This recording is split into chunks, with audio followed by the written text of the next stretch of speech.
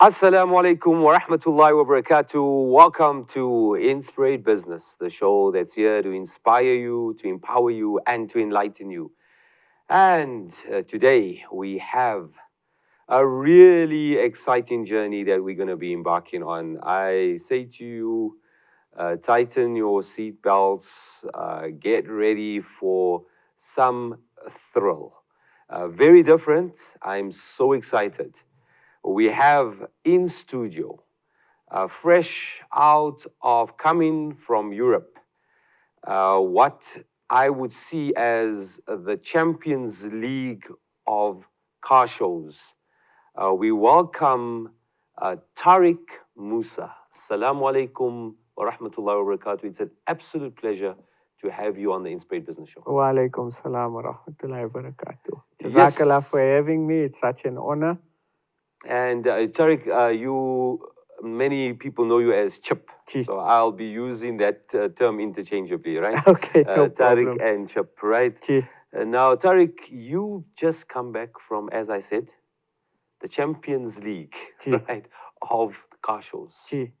That's correct. where you out of 600 applicants from around the world, Around Europe mostly. around Europe, Chi. one where you came out in the top 5 Chi. for what is termed customized, you customizing cars, right? Yes, that's correct. What I would call pump my ride. Right? Something like that. A transformation, yes. right? Yes, definitely. That is some accolade. You just also, by the way, being recognized by the Parliament of South Africa, Chi. by the President of South Africa, for this accolade. Chi. What Now, an honor. That is such an honor. No, it is. Putting South Africa on the map. Definitely. Right? Definitely. And as we do on the show, we always say that what people see, there's such a story behind it. There's such a journey behind the success that one gets to. Definitely. Right? Now, I wanna get into. We're gonna talk about how you got there. Chi. I want to talk about this car and its transformation. Of course. And there's so many lessons, Chi. for business people watching, for would-be entrepreneurs, for youngsters watching. Yes. You're such an inspiring person. I mean, we were speaking off air, and it just inspired me with some of your Alhamdulillah. pearls of wisdom. But Chi. where has this journey all started for you? You grew up Lodium, Chi. So I grew up in Lodium. right? My parents had a takeaways. Okay. In Sipia Street. It was between two of the high schools. And my love for cars started from my father, I can say. So my father wasn't a car builder, but he always had old classic cars. So he had a Volvo 122, he had an old VW Kombi, a Ford Cortina station wagon. So that old VW Kombi, that's one that everyone talks The about. hippie one. Yes. Yes. Yeah, the good old days. Yes, eh? the good old days. Yeah. And I remember, I have a lot of fond memories, so detailed that I can actually still smell each car, because each old car has got a distinct smell, and it triggers a memory. And the memory is myself, my brother, my dad, my mom going fishing. And life was simple. Life was easy, So that's where my love started from. So you used to go in these classic cars. Yes. All right. I used to enjoy it. I used to sit at the back. I used to play with my Matchbox cars, and I built my first car at the age of 16. Wow. It was a very old, problematic Mini. Okay. So the old Mini, Mr. Bean Mini? Yes, Mr. Bean Mini, yes. I built my first car, and when I say built, I did the sound, I did the upholstery, I did a very cheap paint job. But when we were done with the car, I was like, wow, I love it. So were you trained in this? Yeah. So shukr, alhamdulillah, I got an apprenticeship just outside of Matric to work at Nissan South Africa. Okay, so before that, you say you built the car. When you built the car, at that time, it was all self-trained. It was self-trained. Yeah. And I made a lot of mistakes. Okay. So I learned how to burn subwoofers. I learned how not to burn subwoofers. I learned a little bit of upholstery, not much. But I used to outsource to people that were in Lodium. Okay. And I used to be very hands-on and involved. and that's where it started from. So cars was something I was always fascinated by. I mean, even if you ask a lot of people that went to school with me, I used to get in trouble at school because I used to draw. I was very good at drawing, so I used to sketch cars in my books. So I used to get into a lot of You're trouble. supposed to be listening to the teacher. and Teacher, you but busy- I'm drawing cars, and Ah. I was fixated on cars. If you came to my room had posters of cars, I had toy cars. So everything about me was cars. I could tell you what engine, if a car drove past, I would tell you what sound, which car it is, the spec of the car.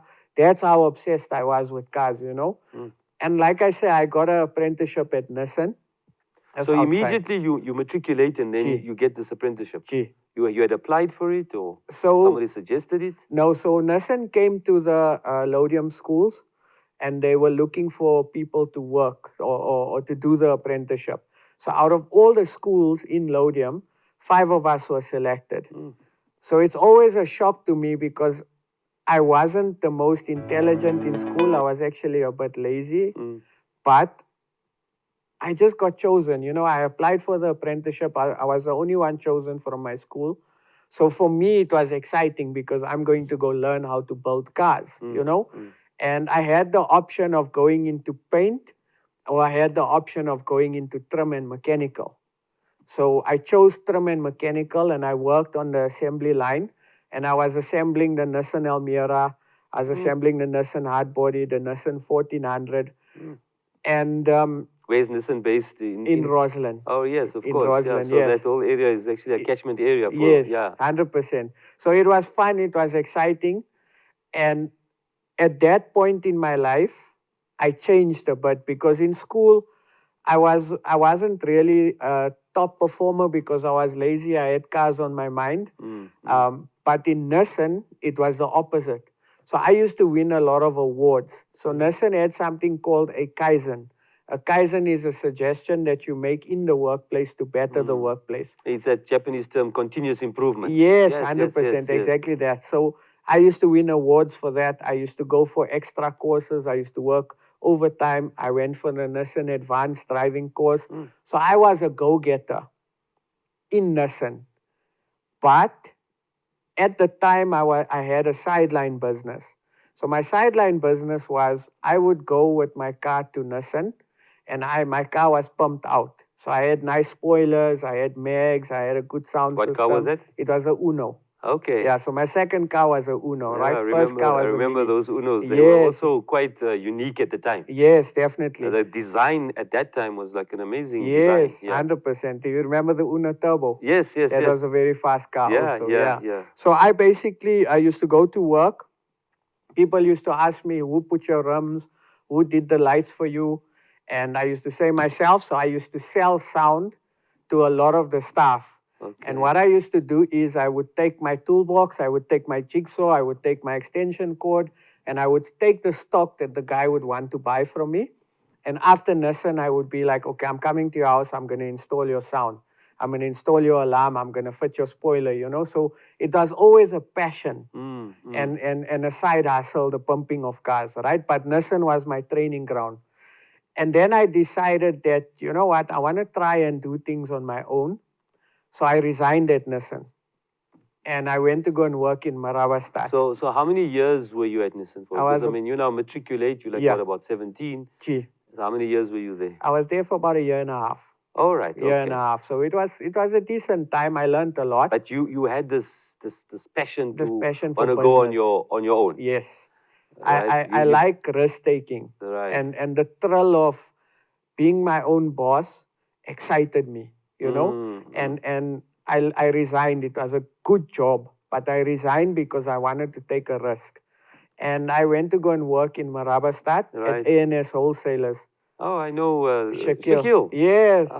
I worked Good friend for of mine. Shakil. Yeah. Yes. Yes, So that was very successful business. exactly, yeah. So I worked for him, and I not actually worked for him. I had an agreement with him. Yeah. So They were like the Sound leading place. sound guys that were imported at the time, and yeah. Yes. So what the agreement was, if I install sound for clients, I'd install it outside on the pavement, and we would basically split the installation. So he'd get 30%, I'd keep 70% because All they right. never had an installation Yes, center. of course. So the guy will Yeah. come buy the stuff and then you get And then I a install solution it. there to install it. 100%. Yeah. So I used to even find myself in the store selling the sound, even though I'm not an employee, just so that I could get the guy to install the sound by me, you know. So that's your sales experience That's also my came in sales there. experience came into Yes. play. Yeah. So that was quite exciting. I worked there for a while. But I would say my life changed on the 13th of April. What year was this? 2004, if I'm not mistaken. So you did this with Shaquille at ANS for how long was that? A few months or so. Okay, Few alright. months. And then, unfortunately, my parents passed away in a car accident. Okay. So I was very Just young. about that same time. About that same time, right? Whilst you were there. Whilst I was there. In fact, I can still remember the day clearly. It was the 13th of April. And I got a phone call from my auntie asking if I'm in the car. Just, that was the words, are you okay? Are you in the car? And I'm like, what are you talking about? Then my uncle screaming in the background, sit the phone near, because we used to speak Afrikaans, right? Because my mom and them grew up speaking Afrikaans. And then I started getting condolences calls. Sure. You know what? Just on that, we've already come to the end of this segment. We just need to take a break. Okay. But that's quite a chilling experience, and Yeah. it might have really pivoted you into No, another it direction. did. It did. Let's listen to this immediately after the break.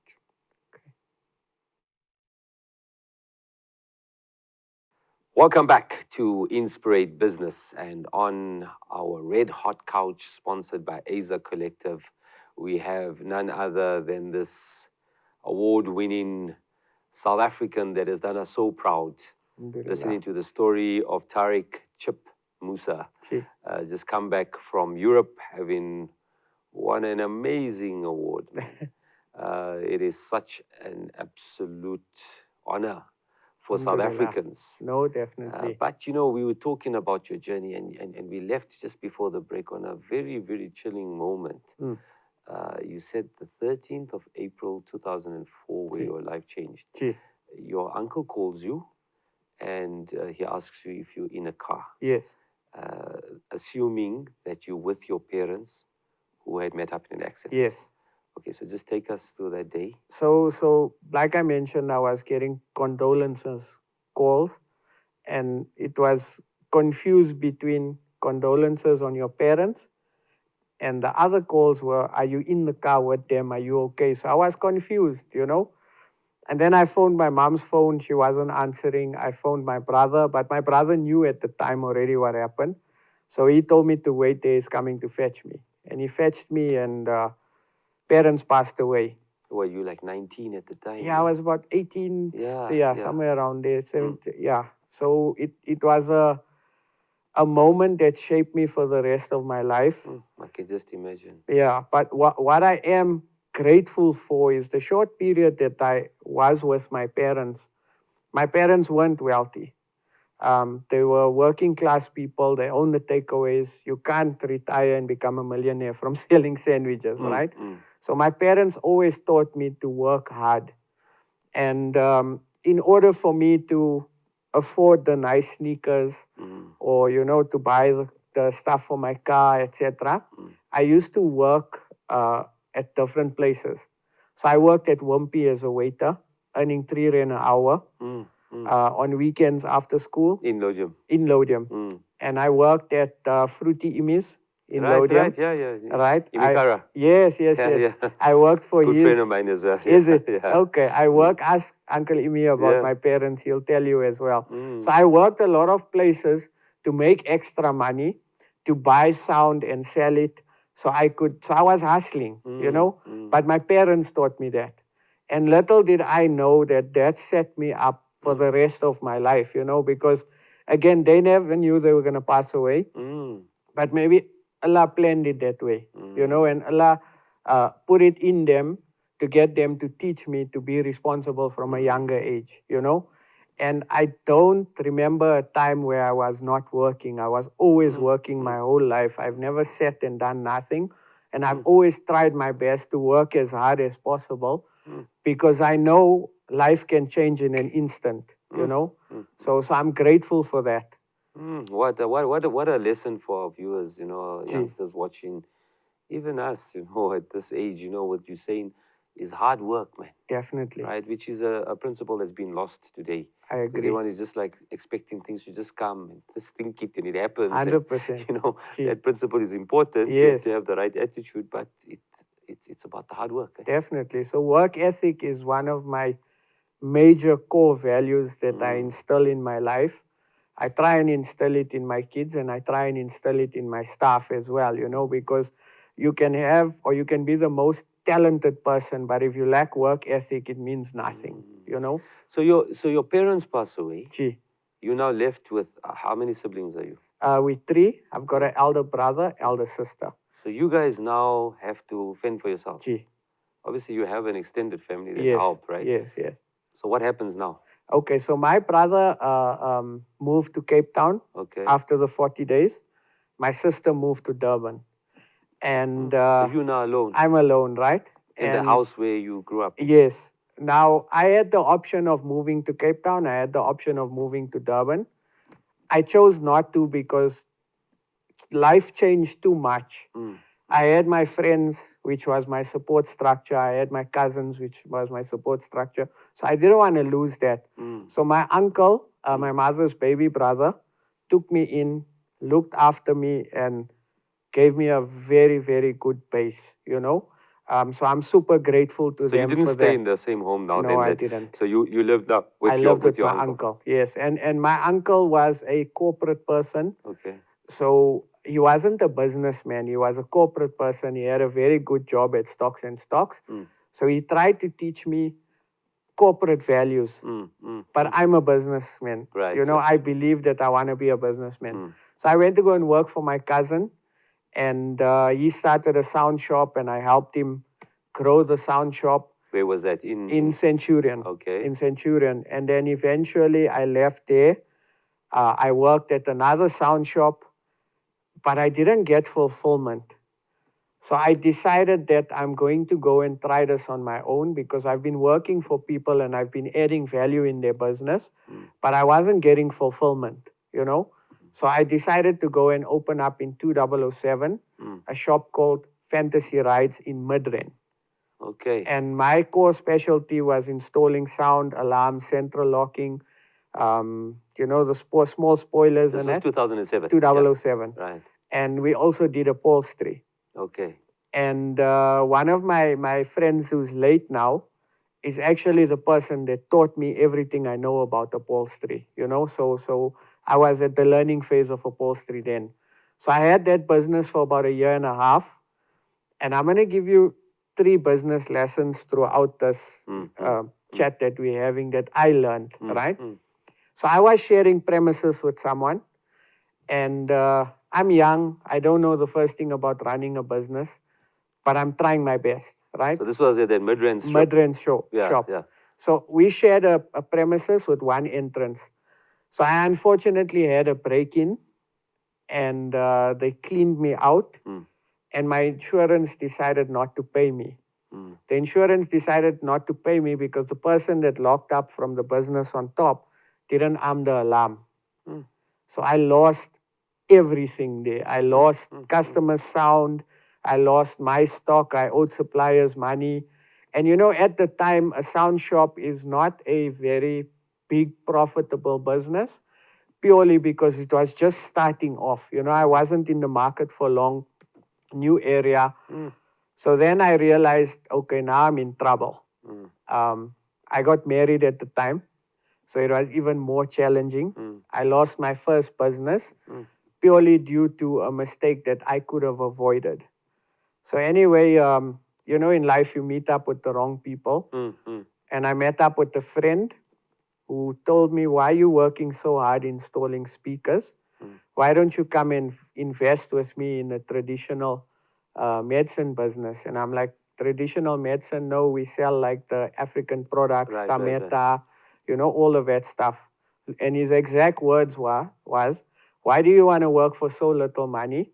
Look at me, I'm a multimillionaire and this business has made me a multimillionaire. So me being young, gullible, I also want to be a millionaire. I also want nice cars. So I go and I take out a loan, or I bond my parents' house, and I give him the money. And I'm like, cool, we're business partners. So we open up the business in Tramshed. And 6 months later, no paperwork. Every time I ask for paperwork, the paperwork doesn't come through. 6 months later, the sheriff of the court knocks and says, we're attaching your assets. So I lost my parents' house because of a bad business investment. So I went through depression. Whenever it sounds too good to be true, they say you Yes, must run away. Yeah? 100%. Sure. So And you go now through a. now you're I go married, through- You're young. You're just newly married. Yes, and we just had a daughter. Sure. My daughter was just born. You were living at the time in Lodian. I was staying in Centurion. Okay. Right? So I struggled. I went through a bit of a depression. I can imagine. Yeah, so I ended up losing my parents' house, something that they worked for their whole life and left us. I messed it up in a business deal. Why? Because of paperwork. And then you get all the pressures from your siblings, I guess, that say, now you're messing around. 100%. You know? Yeah, so I lost twice in business. So that was a big turning point for me, because I told myself that I never ever want to be at this point again in my life. It was another low point in my life, and it was really, really, really a difficult time. But my wife and my in-laws and my family kept on reassuring, we've been through worse. We can get out of this, you know? So and how special that is as well. Yeah, Because, you the know, many support. people, when they lose like this, then you actually get more criticism from your Yes. spouse as well. Yes, But here's your spouse and your in-laws helping you. 100%. Reassuring you. Definitely. That's really powerful. And I say my in-laws were my biggest support structure for a man, and I'm not shy to say it, because I want to share my journey, because people go through difficulty. We all go through our own difficulty. And at the point, my in-laws actually had to buy us groceries. You know, so because we had lost everything. My wife was working for a company earning 4,000. My daughter was born. We needed to pay rent. We needed to buy nappies, you know. So it was a difficult time. And at that point, I told myself I will never allow myself to go through that again, because as a man, you need to provide for your family. And I felt like I was a failure purely because of the stupid business decisions I made, you know. So that was a turning point in my life. Look at these turning points that you've had. I mean, we only see, right? Yeah. You've just come back. Like I said, I keep on using the analogy, the Champions League of car shows. And, you know, you come in out of 600 applicants, you come as the top 5, acknowledged by our president of South Africa. I mean, you are now, all the media wants to get hold of you. But what a story. Just less than, 14 years, and you were dead and buried, man. Yeah. You were down and out. Lowest point. But it's the support of family. It's that faith. Yeah. Let's explore this remarkable journey of Chip, as you're fondly known, after the break.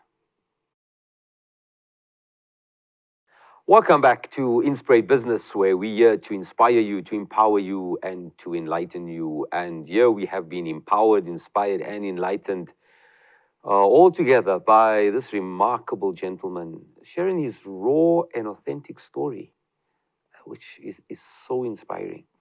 An acknowledgement, right, of, I mean, you've been through a lot, man. Brother, you know, you lose your parents at a young age. Yeah. In your teens, late teens.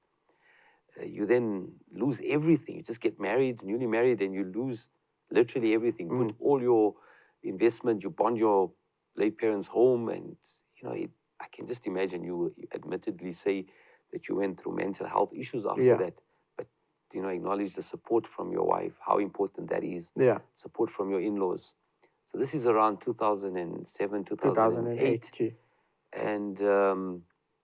And then what happens? Now, how do you pick up from what ashes is around you, you know, and young child, and end up where you are now? Yeah. So So there's something that happened the day my parents passed away that sticks with me and kind of pulls me out of the dark side of my mind. And I remember we were at the Mayat, at the masjid. The Mayat was big because my parents were very well known. A lot of people grew up in front of them. So that's something I'm proud of, that everyone will always say good things about my parents. Community people. Yes, community people, And I remember it was the janaza. We had it at the big masjid in Lodium, the main masjid. The main one, yeah. Yes. Yeah. And after the janaza, as we were leaving to go to the Qabristan, for some reason, there was a elderly gentleman with noor in his face. And I remember his scent was that, I can't explain it, but it was like, different. And he touched me on my shoulder. And when he touched me on my shoulder, it felt like time stopped. And he told me, my boy, I want you to remember this throughout your life. Whenever you go through difficulty, remember how much Allah loves you. Because Allah tests those whom He loves. And your test today and your test throughout life will be difficult, but Allah promises you ease. Qasam wallahi, that is something I remember. So it could have been one of the elders. It could have been, multiple things. But that Allah uses people like that to come and give you that message. That message and that sign, and that also has stuck with me, and after obviously the losses and I was fortunate enough to get a job at Outsurance. And one of my good friends arranged a job for me. And I'm a people's person. I can talk, I can sell, and I can get people to buy in, because that's how I am, right? My parents were people's people. So I'm also like that. And I worked at Outsurance for 7.5 years. Okay. I started as a sales advisor and I worked myself up to a manager, sales manager. And I did very well. I did motivational coaching. I did sales training, because I felt You come like across as a very avid learner as well. I am. Like you're really constantly learning. Yeah. I want to, because I feel there's so much opportunity in life, and it's the world is big. You need to empower yourself. You need to learn. You need to upskill yourself. Because life is short. If you want to achieve goals, you've always got to push yourself. And no one can push you. You got to push yourself. People can support you, but you ultimately are the decision maker. So you're at Auschwitz now. What makes you then go back into your Cars. Yeah. Okay, so this is Yeah. a lovely story. Yeah. So shukr alhamdulillah, we start doing well. My wife also gets a job at Outsurance, and she's also doing well. She's also a top performer. So now we start building a life again for ourselves, and obviously we bought a house again. We had a nice car, so things started looking up. But during the time I was working at Outsurance, I still had the itch for cars. So I used to still build cars at home in my garage. This has been your passion, My right? passion. I could Since never what, leave 16, it. you Since said, eh? 16. I could Yes. never leave it. It was always what I wanted to do. So I would go to work at 7 o'clock, and then I would come home at around 6:30, have supper with the family, and then I'm in my garage. And then I'll either go to someone's house, I'll strip their car interior, or I'll go and fetch their car or something, and take it to my house, and then I start building cars. So 7.5 years I did that. But it got to a point where I still remember this conversation with my wife, and she was like, the yard is full of cars again. And I'm like, okay, I'm looking at the yard and it's full of cars. And she's like, you need to make a decision. So I'm like, okay, I need to make a decision. So I read my Istikhara Salah, and Allah guided me to resign from my very well-paying, secure medical aid job and go and take my pension. And wife was supportive. Wife was supportive. She was scared, Yeah. but she trusted me. And I opened up Fantasy Rides officially in 2016. Okay. And This is now where Chicanos is. No. Okay. No. So Fantasy Rides was in Ormonde, Okay. south of Joburg. Very small shop. But for some reason, because I've always been building cars and because I was so good at marketing, I had a name. I used to attend local car shows. I used to win car shows. I used to, so people knew me. My cars were famous. My cars would be featured in a lot of videos, TV, etc. So a lot of people knew me. And then the business started growing and growing and growing and growing. And in 2018, I had an opportunity to go to New Zealand. One of my best friends relocated to New Zealand. And my wife and I, me being the risk taker, obviously, I said, okay, let's go. So I decided to put my house up for sale and I decided to put my business up for sale because I wanted to go and try something in New Zealand. And I ended up selling my business. And the guy I sold my business to ended up not paying me. So he took ownership of the business. We signed documentation and he took ownership of the business and he ended up not paying me. And it was a big court battle, back and forth, lawyers' letters, etc. And then the worst part is that he bought the business as a going concern and with the staff, with the customers, etc. And he decided 3 months later he's closing the business down without paying the staff. So now I'm sitting in a situation where he hasn't paid me. He tarnished my name on social media. There was a whole lot of stuff about it, etc. So we're going back and forth with lawyers and that. And eventually I decided to call it quits. So I phoned my staff up. So this time you in New Zealand? No. I decided not to go to New Zealand. All right. Because at the time I had a son that was, I have a son that's disabled. Okay. So he's got to go for 2 operations a year. And the problem is if we had to take him to New Zealand, whatever money we had would be converted 1:10. Right, yeah. And he'd be excluded from New Zealand healthcare. So that means I would be paying 10 times for an operation. So fear was, what if it doesn't work out, etc., etc. So we decided not to do that. So then I phoned my staff up and I'm like, guys, we got to start this business again. I can't pay you what I was paying you because we're starting from scratch in my garage at home. And they were like happy. They want to work for me again, because we have that bond. That loyalty. Yes. And we started my business And how again. important is it, in business to have the right people? And that's one of my points that I want to get to as well, is that I'll give you guys a bit of the lessons throughout the journey that I learned, right? But staffing is very important. It's a challenge I face now in terms of my management staff, but my workshop staff have been with me. And how many people do you have working there? So I have 10 full-time, and I have about 15 that come on and off just for special projects, So So you were saying, so you now go relaunch. A relaunch. Right. I relaunch. Yeah. As now Chicanos. Because I can't use the name. Right. Because there's a court battle. Right. So now I'm like, okay. And you open in Weinberg. No, I open at your garage. At my garage. Right. And the customers that knew me and that saw all the documentation after I cleared my name on social media, they believe me. And they said, don't worry, we know you. You're not that type of a person. We're going to start supporting you. And people came.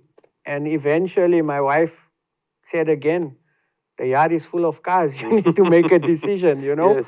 And it got so big. You're now living in the south. I'm living in the south of Joburg, right? And shukar alhamdulillah, my good friend Ismail Khan, he just bought a property.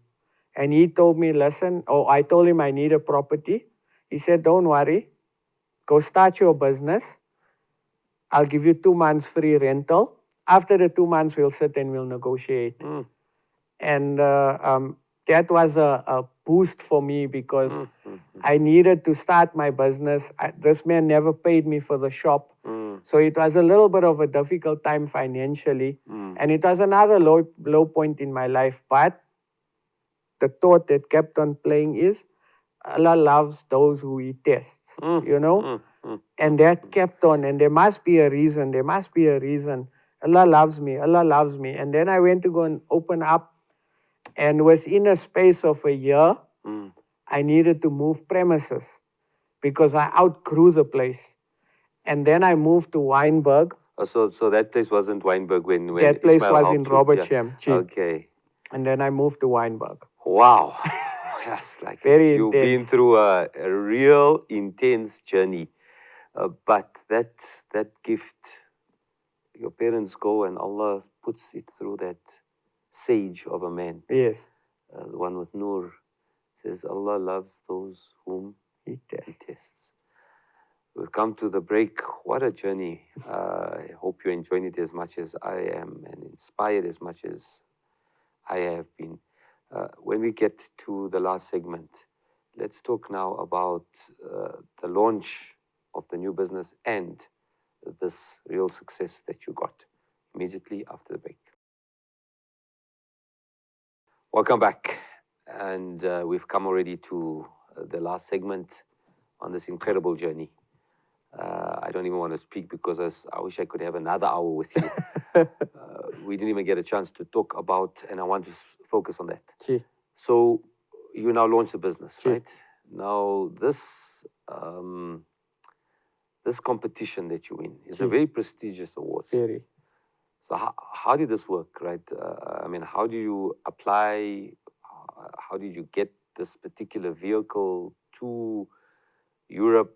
Have you ever done something like this before? Is this the first time? So it's the first time I've Shukar, when the business started growing, I used to get invited to a lot of local car shows, Cape Town, Durban, all over. But I always follow the overseas car scene because they way ahead of us. And I like to chase, when I say chase, I like to chase international standards, you know, because in SA we're limited with resources, skill, etc. So I've been chatting and following the UK car scene for a very long time and got into contact with the Gravity guys. The name of the show is Gravity. Gravity. So this is in Birmingham. In Birmingham. The Right. largest, so one of the largest shows in UK, Europe. And we agree, I'm going down. But I'm going down with a car that I'm going to build in a 5-week period. So that was quite an intense... What a thing, eh? Yeah, quite a... Pressure is on. Pressure is on. So it was an honor because I've never attended an overseas car show, even though I follow them, I watch all the YouTube stuff, you know, and I aspire to be like them. And so this is your dream coming this true is my now. dream coming true, you know, and through all the difficulty, this is now the highlight of my car career. Did you expect to be in the top 5? No, I didn't. It No? was a shock for me. In fact, for me, just the fact that I was able to attend Was an honor. was an honor. But then I was able to attend with the car. And the car was put on a podium. So the show organizers arranged a poll on Instagram where you had to vote for which car you want on the podium. And my car beat everyone every single round, minimum score 80% versus 20%. That's how much Okay, people... officially, you were saying that you like came out in the top like 5, but like in the top 2, right? So it was quite exciting, the reaction of people being there. A lot of South Africans came to support us. So this car, interesting, the name is Inkabi. Inkabi, what Inkabi in Zulu means hitman. Hitman, So what's the story behind that? So most of the cars I build are named and personalized. And a friend of mine, we were trying to come up with a name for the car to give it a personality. And he said that this car's E9, it's a very rare car. So when it goes The to E9 is what a BMW of that, like in the 70s. Yes, 1970. Okay. Very rare car, very desirable. So when an E9 built on this level goes to any car show, it takes out the competition. And we're like, okay, cool, we're onto something here. And then because it's a South African car, we need to give it South African flavor so it can stand out. You know, the GP plate must stand out. And that's how we came up with So what the do the name Europeans Kabi. call it there in cabby? Yeah, Yeah, in cabby. With a cup of tea. But the choice of car. Yeah. What made you, how did you go about that process? So I ran I got my viewers on YouTube to help build the car. What's your YouTube channel? It's Chicanos Customs. Chicanos, as in CHICANOS. ANOS, Chicanos Customs. And I made the build very interactive. So I got my viewers and followers to choose out of a list of cars, which cars. They narrowed it down to 4. So in a collaborative way, they chose the car. Right. And then we went to so much detail and interaction where I allowed people to choose the wheel, the color of the interior. I would give 2 suggestions, and everyone must fight it out. Which one is better? So everyone was part of this whole journey. So the whole of South Africa was actually part of the journey, So and that's that's a win for everyone. all South Africans. Eh? And for me, the biggest thing was that we have very talented individuals in South Africa. We don't get their exposure. And for me, this was not Chip or Chicanos taking a car. This was South Africa taking a car. And to be able to represent South Africa on an international platform, to showcase our talent, and when I say our talent, South Africa's talent, was a big thing for me. So it was a win definitely for South Africa. And also for me, it was a win personally for all the difficulty I faced throughout my life. Coming from someone that worked for 3 rand an hour at Wimpy, installing sound in the garage, on a pavement in Marawastad, to be able to attend an international car show and win top 5, that was the highlight of my life, you know. What did they say? What did the man tell you? After difficulty will come? Ease. Yeah. Right, so we went through all the difficulty, and then now and look where we are. Yeah. Right, so as we're coming now toward the end of the show, I mean, now the talk of the town, everyone is, I know you've got already a lot of other media lined up and whatever.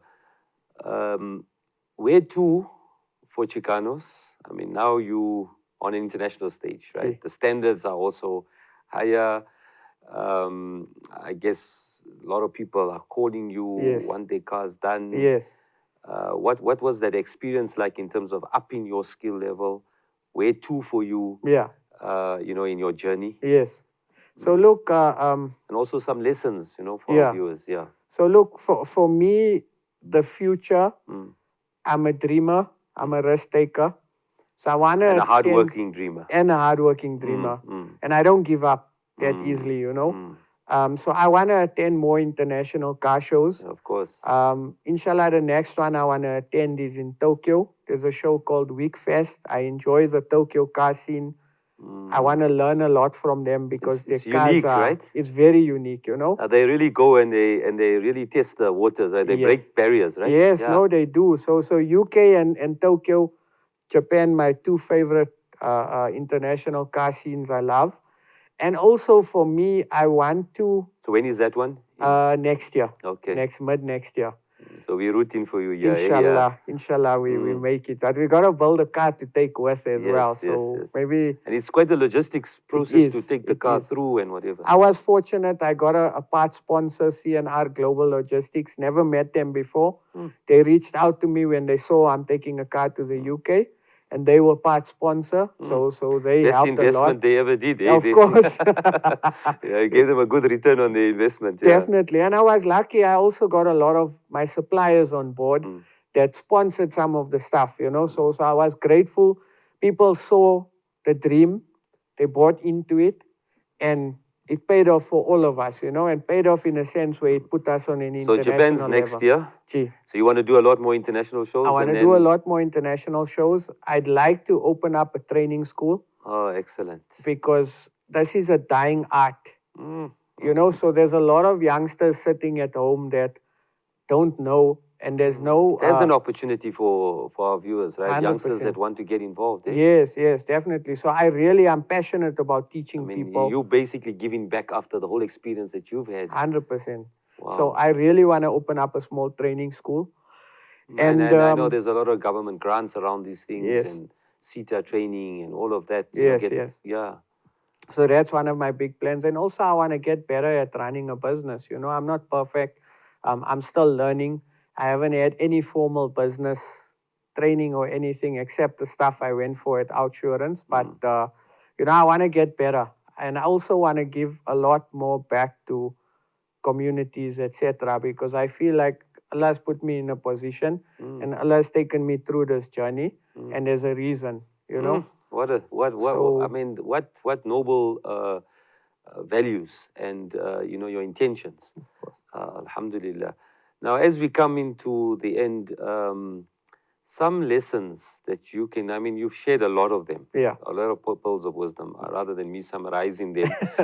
Maybe, to the viewers now, we've got 2 minutes left Yeah. at the end of the show. See.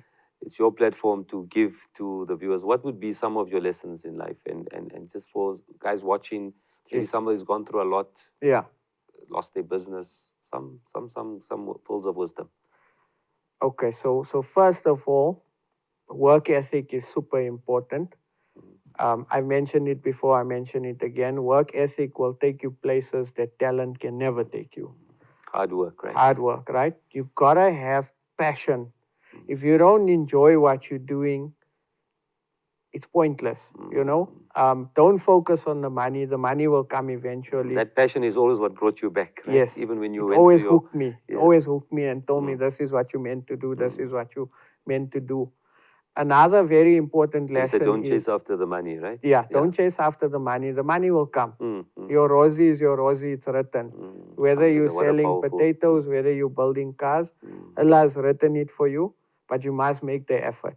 That's always continuously been through my mind and helped me as well. And very important, follow your gut. If something doesn't feel right, there's always that something that will tell you, okay, this is not the right move. But because you can't distinguish between your gut and emotion, that's a very difficult one. So that's And advice. that's listening to the guidance that comes from Allah, Yeah, right? That gut. yes, But like you said, it's difficult because sometimes your emotion clouds you. 100%. Then you go on your passion or your, Yeah. that emotion that tells you go there, but Yes. it's actually not really the right place to go. 100%. And also, listen to your wife. my wife's been What a amazing. support she has been for you, eh?